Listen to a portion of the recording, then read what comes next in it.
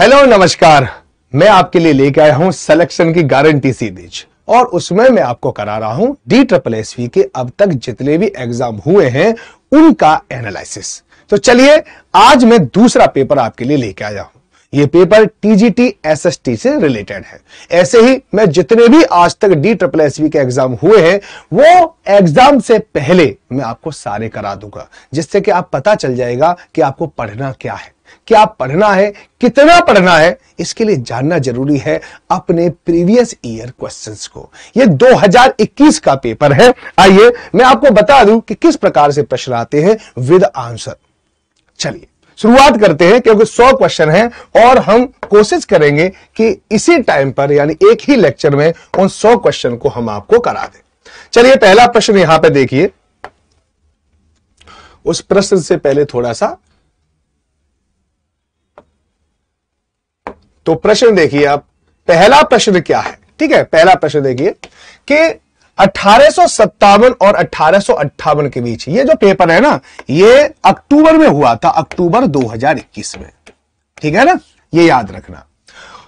1857 और 1858 के बीच लखनऊ में शाही प्रतिनिधि के रूप में कार्य किया था। ये प्रश्न आया हुआ है।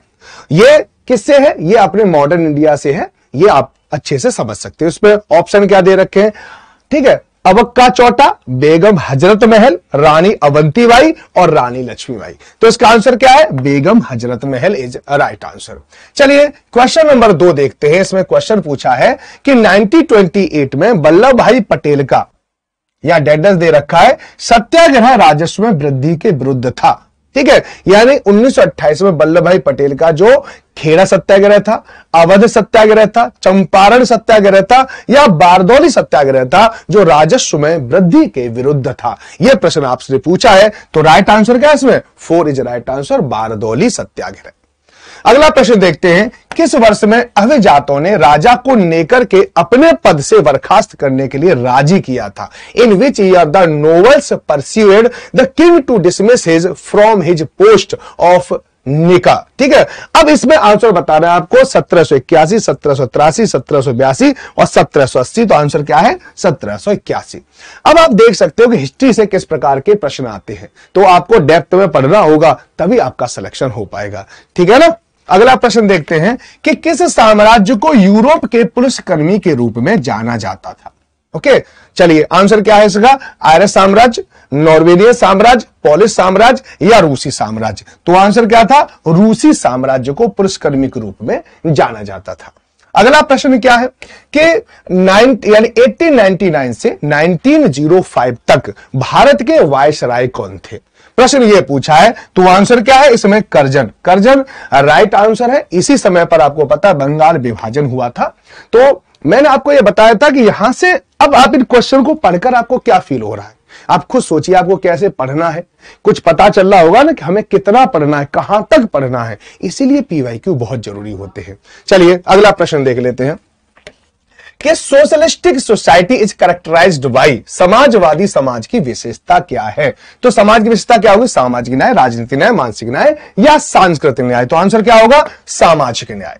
ठीक है, मैं इनका एनालिसिस बहुत ज्यादा नहीं करा रहा हूं, थोड़ा थोड़ा चीजें बता रहा हूं, क्योंकि मुझे 100 क्वेश्चन कराने हैं और आपको पहले बताना है कि आके पेपर कैसे आते हैं। फिर मैं हर एक टॉपिक को इसमें आपको पूरा पूरा कराऊंगा। तो इसलिए आप चिंतित न हो, पहले आप केवल यह समझ लें कि क्वेश्चन का नेचर कैसा होता है, क्वेश्चन कितने डेप्थ में पूछते हैं, और जो टीचर आपको पढ़ा रहे हैं, कहीं अगर आप पढ़ भी रहे हो, कहीं अगर आपको टीचर पढ़ा रहे हैं, तो क्या इन सारी चीजों को अपने अंदर आत्मसात कर रहे हैं? क्या आपको पढ़ाने में इन चीजों पर ध्यान दे रहे हैं? अगर वो पढ़ा रहे हैं तो अच्छी बात है, वरना यहां पर मैं आपको सेल्फ एनालिसिस के लिए एक तरह से एक सरफेस दे रहा हूं, जहां पे खड़े होकर आप चीजों को देख सकते हो। ओके, चलिए अगला प्रश्न देखिए कि तेलंगाना किसान आंदोलन के संदर्भ में निम्नलिखित में से कौन सा कथन सही नहीं है? ठीक है, इसकी शुरुआत भारत के साम्यवादी पार्टी के नेतृत्व में हुई थी। 1942 में शुरू हुआ और 1951 में समाप्त हुआ। तो राइट आंसर क्या होगा?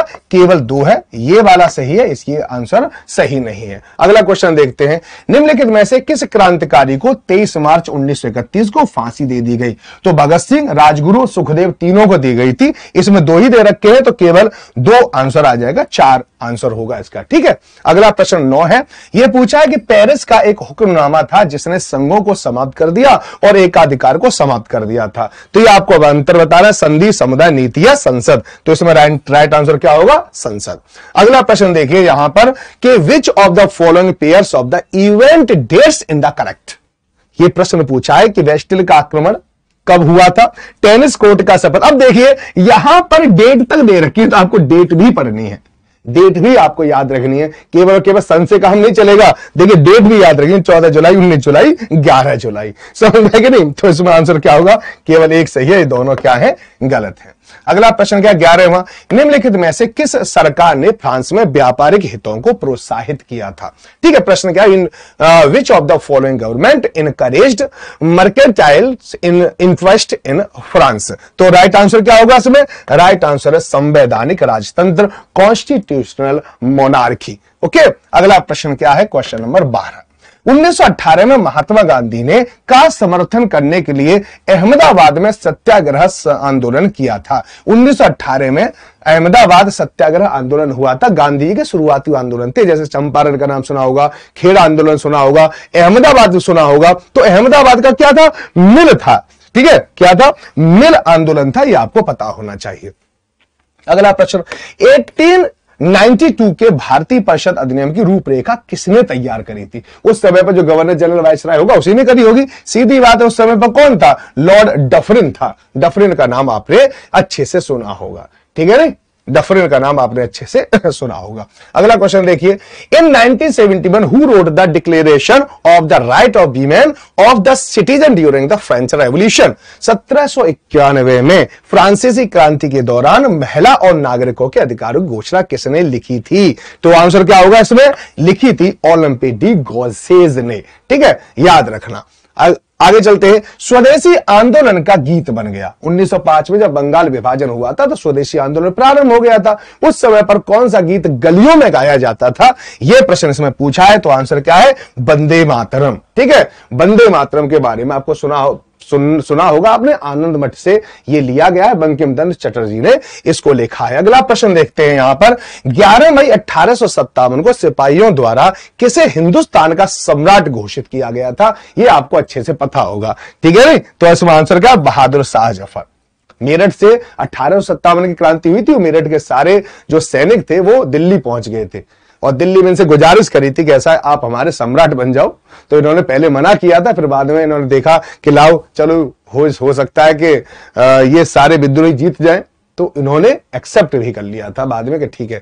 लेकिन इनको बड़ी खतरनाक सजा भी मिली थी, आपको पता है। लास्ट में इनके सामने इनके दोनों बच्चों में गोली मार दी गई, इनको मार दिया गया और इनको इनकी पत्नी को रंगून निर्वासित कर दिया गया था। अगला प्रश्न क्या है? Russian revolution of 1917 is the symbol of. 1917 की रूसी क्रांति का प्रतीक क्या था? संगठित संघर्ष या दृष्टिकोण की स्पष्टता? क्या होगा? दोनों थे, याद रखना। संगठन की संघर्ष यानी ऑर्गेनाइज्ड स्ट्रगल और क्लैरिटी ऑफ द विजन, दोनों थे। अगला प्रश्न देखते हैं, रूस में अक्टूबर क्रांति के रूप में भी जाना जाता है। याद रखो 3-4 क्रांतियों को याद कर लो, DSSB में आधे प्रश्न तो ऐसे ही आते हैं, क्रांतियों से आते हैं। फ्रेंच रेवोल्यूशन, जो तुम्हारे इंग्लैंड का वो रेवोल्यूशन, तुम्हारे यूके उसका USA का रेवोल्यूशन, इनको आप अच्छे तरह से पढ़ लो और तो आराम से आपके कम से कम 20 क्वेश्चन तो आपको यहां से मिल जाएंगे। ठीक है, रूस में अक्टूबर क्रांति को किस रूप में जाना जाता है? ठीक है, तो आंसर क्या है इसमें? बोल्शेविक क्रांति के रूप में जाना जाता है। ये आपने खूब पढ़ा होगा, ठीक है। ये काफी महत्वपूर्ण प्रश्न है जो बोल्शेविक क्रांति से आता भी है और आप बोल्शेविक क्रांति को पढ़ते भी हो सीधे सीधे। किस वर्ष में टलूस के आर्क बिशप ने कोलोने को प्रतिस्थापित किया था? तो आंसर क्या होगा? 1788। क्यों मुझे 100 क्वेश्चन कराने, तो थोड़ा सा मैं जल्दी करा रहा हूं, ठीक है। चलिए अभी अगला प्रश्न क्या है? Which of the following statement is not correct with the reference of the Russian worker? Russian मजदूर से संबंधित कौन सा कथन सही नहीं है? इन 1897 census 28.4% of the male worker and 57% of female worker in Russian were literate। यानी ये कह रहा है 1857 में जो मेल वर्कर थे 28.4 और महिला वर्कर थी 57.8, ये क्या थी? लिटरेट थी। लिटरेट, ठीक है, यानी शिक्षित थे। In 1918 44.2% of male worker and the 79.2% of the female worker are literate, ठीक है, ये है। तो दोनों सही है, इसमें क्या है, इज नॉट करेक्ट, इसमें नॉट करेक्ट, तो दोनों ही करेक्ट नहीं है। क्यों, देखो यहां पे क्या लिखा हुआ है कि मेल जो वर्कर है उनकी जो लिटरेसी रेट है वो क्या है, कम है, लेकिन उल्टा था, ये थोड़ा सा दोनों स्टेटमेंट उल्टे हैं, इसलिए गलत होगा। 21 को देखिए यहां पर, which of the following pair of the volcanic cone example is the correct. Volcanic cone से रिलेटेड पूछा है, जो वॉल्केनिक शंकु होता है, ठीक है नहीं, इससे पूछा है। Cinder volcano cone, Mount Jorullo Mexico, ठीक है, आपको मैं जब ये पढ़ाऊंगा तो वॉल्केनो के द्वारा जो संरचना को निर्माण होता है, ठीक है, उनके बारे में जब हम बताएंगे तो उसका एग्जाम्पल साथ साथ बताते हैं कि सिंडर वॉल्केनो, ठीक है, कैसे वॉल्केनो होते हैं, इस प्रकार से हम बताते हैं। तो cinder volcano Mount Jorullo of Mexico, parasite volcano cone, Mount Shasta of the United State, composite volcanic cone, San Salvador Mount Izalco, ठीक है। तो क्या राइट आंसर होगा, देखिए 1 और 2 ये बिल्कुल दोनों सही हैं और ये आंसर सही नहीं है, ठीक है नहीं। चलिए आगे देखते हैं क्वेश्चन नंबर 22। समुद्र में ज्वार भाटे की उत्पत्ति मुख्य रूप से होती है, तो समुद्र में जो ज्वार भाटे आते हैं उसके पीछे क्या कारण है, तो सूर्य का गुरुत्वाकर्षण, चंद्रमा का गुरुत्वाकर्षण, दोनों ही हैं जो आपको याद रखना चाहिए। अगला प्रश्न है, निम्नलिखित में से कौन सा कथन सही है। मार्क्सवादी समाजवादी का मानना है कि समाजवाद केवल हिंसक क्रांति से ही प्राप्त किया जा सकता है, ठीक है नहीं, और विकासवादी समाजवाद का तात्पर्य है कि समाज के तख्ता पलट की कोई आवश्यकता नहीं है, ठीक है नहीं। तो चलिए इसका आंसर क्या होगा, दोनों ही आंसर सही है। मार्क्सवाद हमेशा हिंसा को प्रोत्साहित करता है, जो आपको ध्यान रखना है। ये 2 वर्गों में बांटता है, वर्जुआ वर्ग है, मजदूर वर्ग है, उन दोनों के बीच में संघर्ष को प्रोत्साहित करता है, ठीक है। और चलिए इसके बारे में किसी और दिन पूरा बताएंगे, ये मार्क्सवाद क्या होता है, साम्यवाद क्या होता है, समाजवाद क्या होता है, ठीक है। और भारत में जो समस्या नक्सलवाद से जो नक्सलवादी है, ठीक है, वो भी इसी विचारधारा से प्रभावित है। ओके, आगे देखते हैं, वायुमंडल की कौन सी परत 50 किलोमीटर से 80 किलोमीटर के बीच में फैली हुई है, ठीक है। तो आंसर क्या होगा, मध्यमंडल होगा। अगला प्रश्न देखते हैं यहां पर, महासभा सुरक्षा परिषद आर्थिक और सामाजिक परिषद के मुख्य अंग है, ठीक है, किसके अंग है, तो संयुक्त राष्ट्र के, ये तो आपको पता ही होगा अच्छे से, ठीक है। आगे क्या है कि 1889 में 79 में जर्मनी ने के साथ दोहरा गठबंधन पर हस्ताक्षर किए थे। किसके साथ किए थे, ऑस्ट्रिया और हंगरी के साथ किए थे, तो ये हो गया आंसर। इसके बाद क्या दिनांक लिखा हुआ है कि सम्मेलन का निम्नलिखित में से कौन सा युग्म सही है, तो आपको डेट भी अच्छी तरह से याद रखनी है, ठीक है। तो इसमें देख लो क्या आंसर होगा, तीनों ही सही है। 1958 में जिनेवा सम्मेलन हुआ था, रामसर सम्मेलन जो है वो 1971 में हुआ था, ओस्लो डपिंग सम्मेलन 1972 में हुआ था। अगला प्रश्न यहां पे देख लेते हैं कि निम्नलिखित में से कौन स्थल मंडल की लघु प्लेट है, ठीक है। प्लेट बहुत सारी होती है, आपको पता है, उसमें लघु प्लेट के बारे में पूछा, यूरेशियन प्लेट, आर्कटिक प्लेट, भारतीय, ऑस्ट्रेलियन प्लेट है, कैरिबियन प्लेट, तो इसमें क्या, कैरिबियन प्लेट। ओके, तो क्वेश्चन नंबर 29 है, प्रारंभ में प्रथम विश्व युद्ध तक ही सीमित था, कौन सीमित था, ठीक है, यूरोप, ठीक है। प्रारंभ में जो प्रथम विश्व युद्ध हुआ था उसमें क्या था, अमेरिका वगैरह इसमें कोई इन्वॉल्व नहीं था, केवल और केवल कहां तक था, ठीक है, एशिया भी शामिल नहीं था। शुरुआत में केवल और केवल ये जो प्रथम विश्व युद्ध था वो केवल यूरोप तक ही सीमित था, आगे जाके एक्सपेंड किए है, ठीक है। आगे ध्यान रखो, फुजिता पैमाने का उपयोग, ठीक है, साक्षरता, वो सापेक्ष गंभीरता और क्षति का आकलन करने के लिए किया जाता है। किसका किया जाता है, टॉर्नेडो। तो टॉर्नेडो को जांच करने के लिए, जैसे अर्थक्वेक के लिए रेक्टर स्केल का इस्तेमाल होता है, इसी तरह टॉर्नेडो के लिए फुजिता पैमाने का इस्तेमाल होता है। आगे देखिए, the first world war was ended by the treaty of, प्रथम विश्व युद्ध की समाप्ति कब हुई थी, किसकी संधि के द्वारा हुई थी, तो ये तो आपने खूब संधि सुनी होगी, इसी संधि में ही वो पुट थे जिसकी वजह से सेकंड वर्ल्ड वॉर हुआ था, ये भी आपको याद होना चाहिए। अगला प्रश्न, किसने यूगोस्लाविया को फ्यूम के बंदरगाह को सौंपने के लिए राजी किया था और 1924 में इसे हासिल कर लिया था, तो आंसर क्या होगा, इसमें वेनेटो मुसेलिनी थे, राइट आंसर होगा। अगला प्रश्न यहां पे देख लीजिए, चार्ल्स फूरियर के संदर्भ में निम्नलिखित में से कौन सा कथन सही है।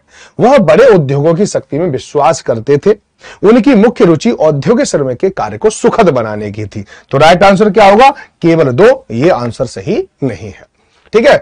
निम्नलिखित में से किस वायुदा पेटी को अश्वक्षांश के नाम से जाना जाता है, ठीक है, अश्वक्षांश, ओके, याद रखना है केवल नॉर्थ में ही पाई जाती है। उपध्रुवीय निम्न वायुदा पेटी, भूमध्य रेखीय निम्न वायुदा पेटी, उपोष्ण कटिबंधी उच्च वायुदा पेटी और ध्रुवीय उच्च वायुदा पेटी। तो आंसर क्या है? सब ट्रॉपिकल हाई प्रेशर बेल्ट। लेकिन सब ट्रॉपिकल हाई प्रेशर बेल्ट क्या है? दो है, एक क्या है नॉर्दर्न हेमिस्फीयर में और एक क्या है सदर्न हेमिस्फीयर में, ये ध्यान रखना। तो नॉर्दर्न हेमिस्फीयर की ही उसको अश्वक्षांश बोलते हैं, हॉर्स लैटिट्यूड बोलते हैं।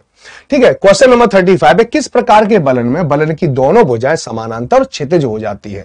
ठीक है, समनत बलन, एकनत बलन, सममित बलन और अशयन बल। तो इसमें क्या होगा? रिकम्बेंट फॉल्ट है, that is the correct answer. अगला प्रश्न क्या है कि प्रथम विश्व युद्ध में रूस और जर्मनी के बीच युद्ध के साथ समाप्त हो गया था। ठीक है, क्या था? न्यूली संधि की संधि, सेवर्स की संधि और ब्रेस्ट लिटोस्वक की संधि और ट्राइनोन की संधि। तो इसमें राइट आंसर क्या होगा? Treaty of Brest Litovsk. ठीक है, आगे देखते हैं क्वेश्चन नंबर 37। पृथ्वी के वेरोस्फीयर परत के मुख्य घटक क्या है?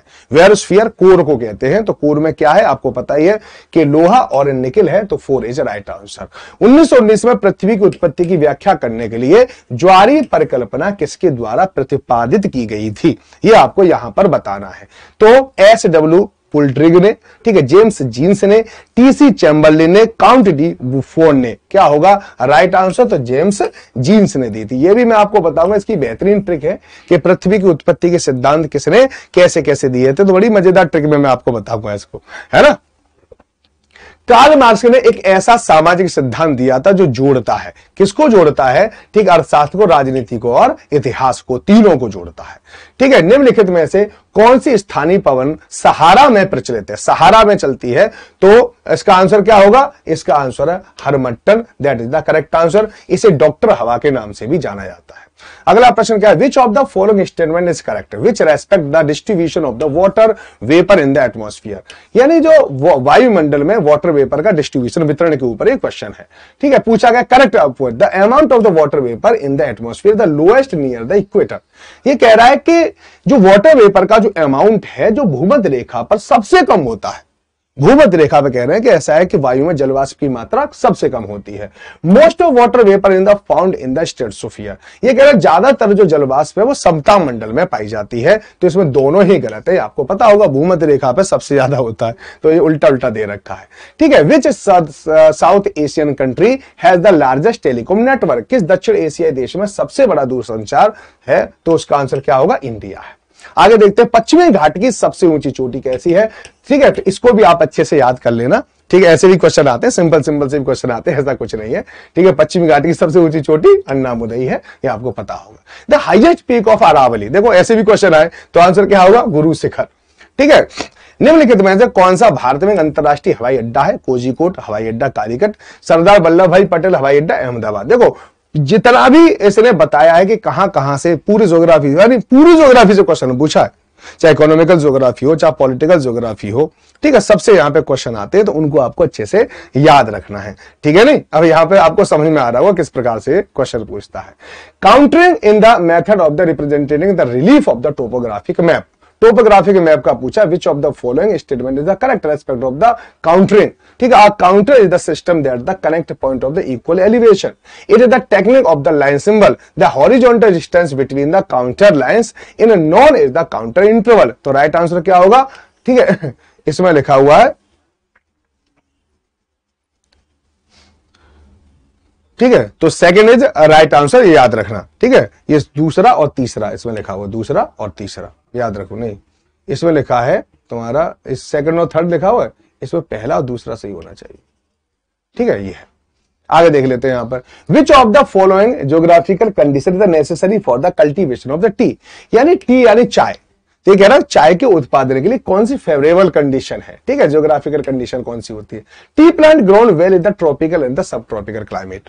यानी जो टी प्लांट है वो उगता है, किसमें उगता है? उष्ण कटिबंध में या उपोष्ण कटिबंध में। It required well trained fertile royal rich in the humus and the organic matter. ये कह रखा है कि इसको क्या है कि बहुत बढ़िया उपजाऊ जमीन की जरूरत होती है, जिसके पास ह्यूमस ज्यादा हो और ऑर्गेनिक मैटर यानी जीवांश की मात्रा भी उसमें खूब होनी चाहिए। ठीक है, तो ये है। बस इसमें एक और चीज और देनी चाहिए थी ना, ये क्या ढाल वाली जगहों पे उगते हैं, और ये जनरल देखा जाए तो यहां पर एक तरह से जो वो होती है ना एसिडिक जो सॉइल होती है, एसिडिक सॉइल भी सूटेबल होती है टी के लिए। ठीक है, नहीं निम्नलिखित में से कौन कावेरी नदी की एक सहायक नदी नहीं है?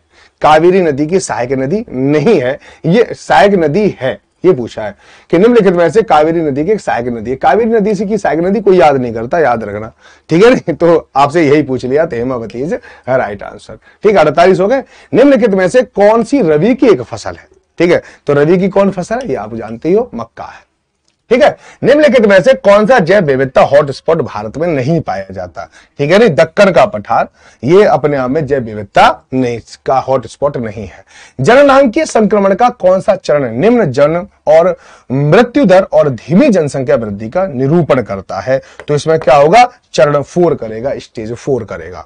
ओके, अगला देख लेते हैं। निम्नलिखित में से कौन सा देश 2004 की सुमात्रा सुनामी से प्रभावित नहीं हुआ था? यह प्रश्न पूछा तो थाईलैंड सुमात्रा सुनामी से प्रभावित नहीं हुआ था। ठीक है, अंडमान निकोबार तक आई थी। अंडमान निकोबार का जो हमारा सबसे दक्षिणतम बिंदु है वो भी इसमें डूब गया था। ठीक है, सामान्य अर्थ के अनुसार आपदा जोखिम के रूप में परिभाषित किया जाता है। आपदा जोखिम किसको किया जाता है? जोखिम भेद्यता। ओके, चलिए आगे देखते हैं। भोरघाट भारत में पहाड़ी मार्ग है जो भोरघाट, ठीक है, जैसे आपने सुना होगा थालघाट, भोरघाट और पालघाट, ये 3 दर्रे हैं। ये प्रायद्वीपीय भारत में पश्चिमी घाट पे दर्रे हैं। ठीक है, तो किसको जोड़ते हैं? मुंबई को पुणे से जोड़ते हैं। मुंबई से पुणे जाओगे तो आपको मिलेगा।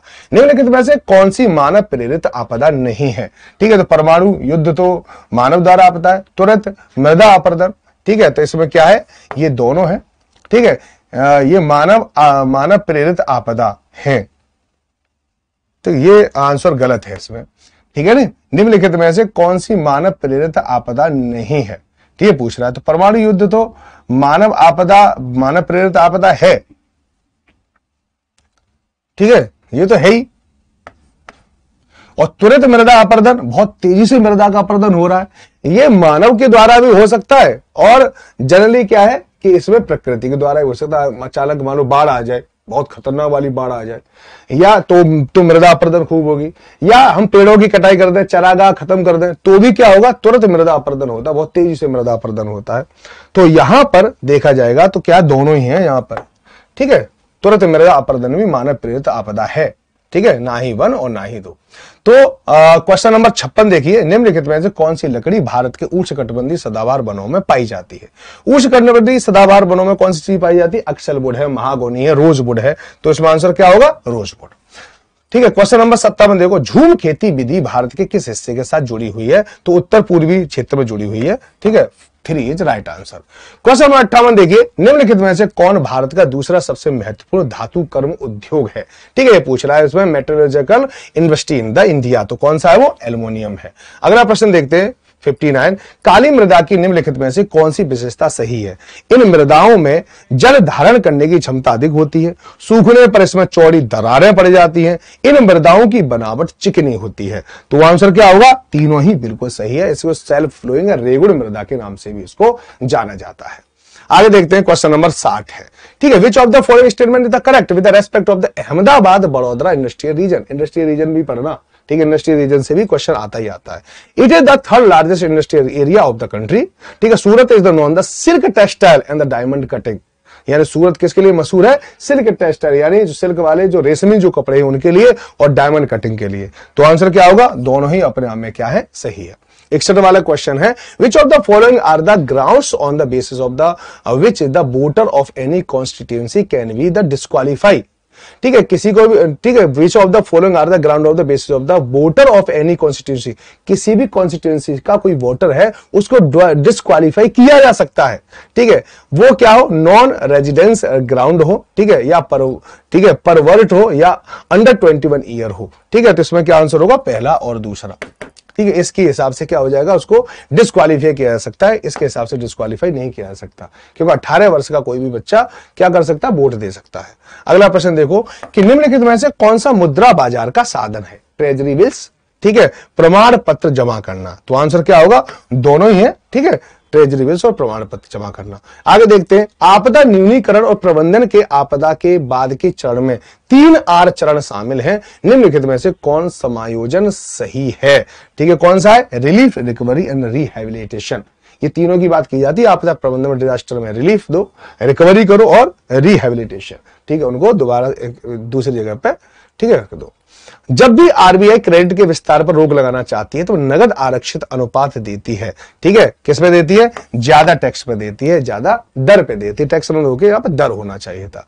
ठीक है, 65 वाला निश्चित ब्याज दर जिस पर भारतीय रिजर्व बैंकों को रातों रात तरलता प्रदान करता है उसे क्या कहते हैं? तो आंसर क्या होगा? Repo rate. ओके, आगे देखो, भारतीय संविधान की निम्नलिखित में से किस अनुसूचियों में केंद्र और राज्य सरकार के बीच विधायी शक्तियों का विभाजन निर्धारित किया गया है? तो आंसर क्या है? 7वीं अनुसूची, जो आपको याद रखना है। Which of the following statement is the correct with the interference to the structuralist approach to the economic development? ठीक है, इकोनॉमिक डेवलपमेंट की संरचनात्मक ये अप्रोच की बात कर रहा है। Economic growth is due to the movement of the labour from one sector to another. ये कह रहा emphasise the importance of the changing the structure of the economy. तो आंसर क्या होगा इसमें? केवल 2 सही है, पहला सही नहीं है। ठीक है, अब विकसित देशों की निम्नलिखित में से कौन सी विशेषता सही नहीं है? ठीक है, सही है पूछा है इसमें। पूंजी निर्माण की निम्न दर अविकसित देशों में कौन सी सही है? यानी अविकसित देशों में पूंजी निर्माण की दर कम होती है। ठीक है, और जो श्रम का कम उपयोग होता है क्योंकि काम ही कम है तो लोग ऐसे बैठे रहते, बेरोजगार बैठे रहते। ये है। Which of the given statement is not correct with the reference of the bank deposit in India? ठीक है नहीं, तो इसमें आंसर क्या होगा? ये होगा the tenure of the recurring deposit can be anything from the 7 to the 12 month. अगला प्रश्न है प्रश्न नंबर 17। पश्चिमी बंगाल में एक परिचालन विशेष आर्थिक क्षेत्र मुख्यालय है। ठीक है, दुर्गापुर, कोलकाता, फाल्टा या दार्जिलिंग? तो इसमें राइट आंसर क्या होगा? फाल्टा। ठीक है, क्वेश्चन नंबर 71 आप लोगों के लिए, in democracy are the most important means of the realising the aspiration of the people. लोकतंत्र में लोगों की आकांक्षाओं को साकार करने के लिए सबसे ज्यादा महत्वपूर्ण क्या है? तो क्या महत्वपूर्ण है? चुनाव है। चुनावी क्या करेगा? वो सत्ता को परिवर्तित कर सकता है। अगर लोगों को लगता है कि ये सरकार अच्छी नहीं है तो वो बदल देते हैं, जिससे देश संभावित क्रांतियों से बच भी जाता है। ठीक है, यहां पे क्या है? Which of the following is the correct with the respect of the जिला परिषद इन द इंडिया? अगर आप इसको पीडीएफ को लेना चाहते हो, ठीक है, ये जो जितने भी क्वेश्चन है ना, इसकी अगर आपको पीडीएफ चाहिए, ठीक है, पीडीएफ, तो आप क्या करें? SST विद राजराणा टेलीग्राम पर ज्वाइन हो जाए। SST with Rajrana. अगर आपको DSSB से रिलेटेड कुछ भी, अगर आपसे मुझसे कुछ भी पूछना है तो आप मुझसे पूछ सकते हैं। ठीक है नहीं? तो चलिए, इसका आंसर क्या होगा? केवल 1 और 2 यहां पे ध्यान रखना। जिला परिषद consist of the directly election member from the tutorial constituency. ठीक है, जिला परिषद में जो मेंबर होते हैं डायरेक्टली इलेक्टेड होते हैं। It also the include the MLA all the क्षेत्र पंचायत द डिस्ट्रिक्ट। ये भी सही है। ठीक है, its primary function is the supervise the activities of the gram panchayat. ये सही नहीं है, तो ये गलत। ठीक है, चलिए, निम्नलिखित में से कौन सी पार्टी भारत में राज्य पार्टी नहीं है? राज्य पार्टी कौन सी नहीं है? बहुजन समाज पार्टी, ये राष्ट्रीय पार्टी है। बाकी ये क्या है? ये राज्य की पार्टी है। आम आदमी पार्टी को भी अभी दर्जा नहीं मिला है और राष्ट्रीय लोकदल को भी अभी ये दर्जा नहीं मिला है। ठीक है, राष्ट्रीय पार्टी का। एक अर्थव्यवस्था के द्वितीय क्षेत्र को क्या कहते हैं? द्वितीय क्षेत्र को क्या कहेंगे? औद्योगिक क्षेत्र, जिसमें किसी कच्चे माल को मूल्यवर्धन के लिए उसको दूसरे रूप में बदल दिया जाता है। ठीक है नहीं? न्यूनतम समर्थन मूल्य की घोषणा भारत सरकार द्वारा की जाती बुवाई के मौसम के शुरुआत में, कटाई के मौसम के अंत में। तो राइट आंसर क्या होगा? ए होगा, बुवाई के मौसम की शुरुआत में। भारत में राज्य स्तर पर सरकार का संस्था प्रमुख होता है। भारत में राज्य स्तर पर संस्था का प्रमुख होता है। राज्य का प्रमुख कौन है? राज्यपाल है। ठीक है, निम्नलिखित में से किस शब्द का प्रयोग विभिन्न भौगोलिक क्षेत्रों का वर्णन करने के लिए किया जाता है जो लोगों के सदन के चुनाव के उद्देश्य से विभाजित है? ठीक है, आंसर क्या है? निर्वाचित क्षेत्र, कंस्टिट्यूएंसी। ठीक है, निम्नलिखित में से कौन शक्तियों के विभाजन के संदर्भ में संविधान में उल्लिखित 3 सूचियों में से एक नहीं है? ठीक है नहीं? तो आप याद रखना, वो क्या है? सामान्य सूची, क्यों संघ सूची होती है, राज्य सूची होती है, संवर्ती सूची होती है। सामान्य सूची अपने आप में कुछ नहीं होता। ठीक है, भारतीय संविधान का कौन सा अनुच्छेद संसद के सत्र, सत्रावसान और विघटन से संबंध रखता है? तो आंसर क्या है? 85। ये आर्टिकल भी याद कराने की जबरदस्त ट्रिक है मेरे पास। सारे आर्टिकल 395 आर्टिकल याद करा दूंगा। ठीक है नहीं? चलिए, भारतीय संविधान का कौन सा अनुच्छेद दांडिक विषयों में उच्चतम न्यायालय की अपीली क्षेत्राधिकार से संबंध है? देखो, जनरली याद रखना, ये जो पेपर है पूरी तरह से फैक्ट आधारित आता है, कॉन्सेप्ट आधारित बहुत इसमें कम प्रश्न है। ठीक है, आप इन्हें पढ़ के पता होगा। देखो, इसमें भी आर्टिकल पूछा है। जनरली आर्टिकल में क्या लिखा हुआ है इससे ज्यादा मतलब नहीं है। ठीक है, ये पूछ रहा है कि कौन से आर्टिकल में दे रखा है, बस इतना बता दो, बहुत है। ठीक है, तो आंसर क्या है? 134।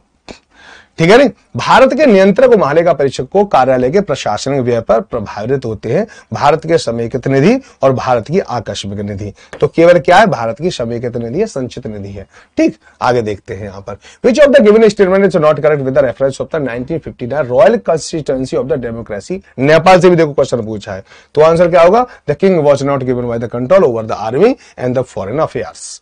ठीक है, भारतीय संविधान के निम्नलिखित में से किस संविधान संशोधन अधिनियम द्वारा पंचायती राज व्यवस्था को संवैधानिक दर्जा दिया गया था।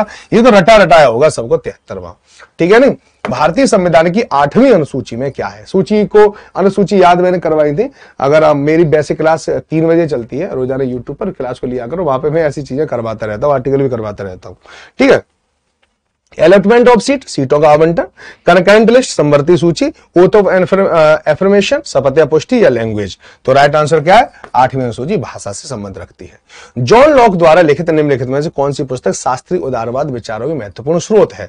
ठीक है, तो कौन सी है वो, सेकंड ट्रीटाइस ऑन गवर्नेंस। ठीक है, गवर्नमेंट, याद रखना। ओके, चलो आगे देखते हैं। 86 पे आ गए हैं। बोलबिया में जल के निजीकरण के विरोध का नेतृत्व किसने किया था। ठीक है, तो आंसर क्या होगा, ये किया था फेडेकोर संगठन ने किया था। ठीक है, भारतीय संविधान का कुछ दशाओं में दोनों सदनों की संयुक्त बैठक की बात करता है, किसमें करता है, ये आप सबको याद ही होगा अच्छे से। निम्नलिखित में से किस प्रकार का लोकतंत्र विशेष रूप से वैश्वीकरण के विचारों से जुड़ा हुआ है। ठीक है, तो कौन जुड़ा हुआ है, महानगरीय लोकतंत्र।